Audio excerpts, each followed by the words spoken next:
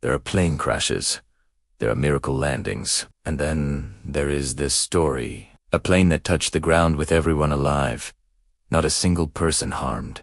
Yet what rescuers discovered inside shocked the world. A mystery so chilling that it changed aviation protocols and passenger safety forever. On a quiet morning in April 1998, Flight 762 departed from London Heathrow, headed to Toronto. It carried 176 passengers and a crew of 8.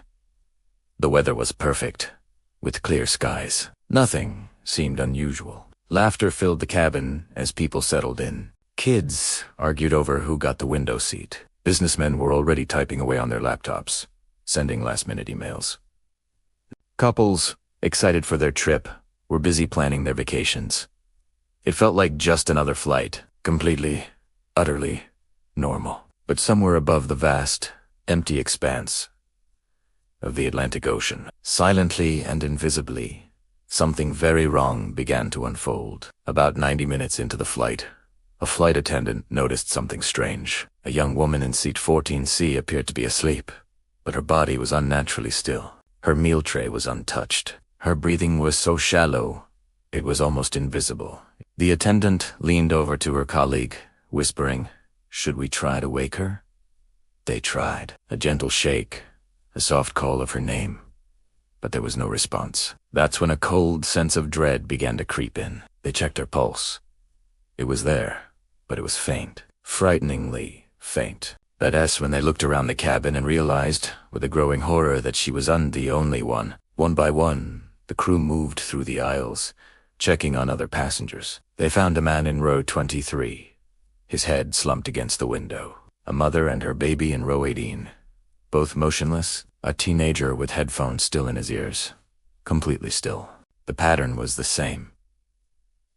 Everyone was asleep, alive, but utterly unresponsive. It was as if the entire cabin had fallen under some silent, invisible spell. The captain's voice, now shaky and laced with urgency, crackled over the intercom. "Ladies and gentlemen, if you can hear me, please respond."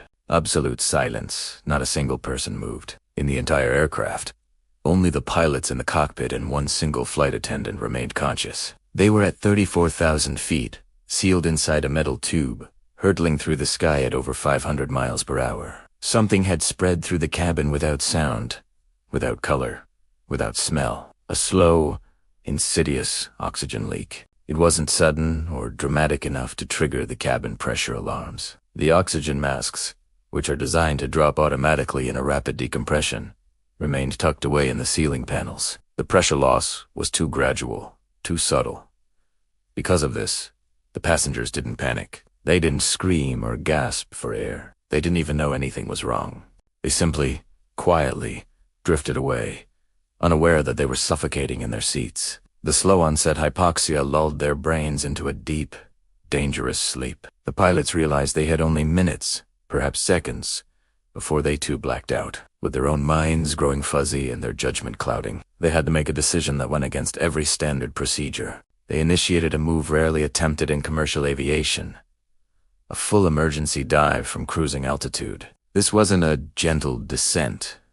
It was a terrifying, controlled fall. A maneuver so aggressive that unsecured objects would have flown through. The cabin and the sleeping bodies of the passengers would have lifted from their seats, held down only by their seatbelts. The plane plunged downwards, the alarms in the cockpit screaming, the wind roaring against the fuselage. They were in a desperate race against time, trying to force the plane into the denser, oxygen-rich air of the lower atmosphere before they lost consciousness completely. They descended 31,000 feet in just 9 minutes, an unbelievable rate.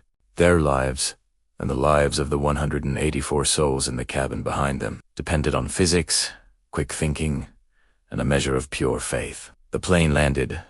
Hard it skidded across a small emergency runway at a remote airfield, tires smoking. Within seconds, fire trucks and ambulances surrounded the aircraft, their lights flashing. Rescue workers stormed the doors, expecting chaos, expecting the worst. A firefighter shouted, "Move!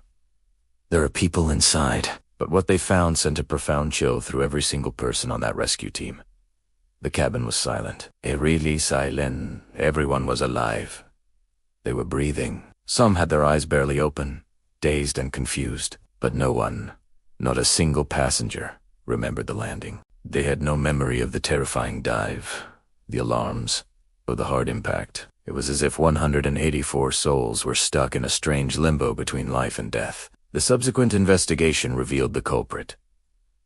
A microscopic crack in a ventilation seal. It was so small, so insignificant, that it had gone unnoticed during routine checks. But over the course of the flight, it had allowed precious oxygen to slowly, steadily leak out of the cabin. In the aftermath of this near catastrophe, international aviation laws were changed forever. Cabin oxygen systems were completely redesigned to be more sensitive. New hypoxia sensors were added to cockpit warning panels to alert pilots to even the slightest, most gradual drop in oxygen levels.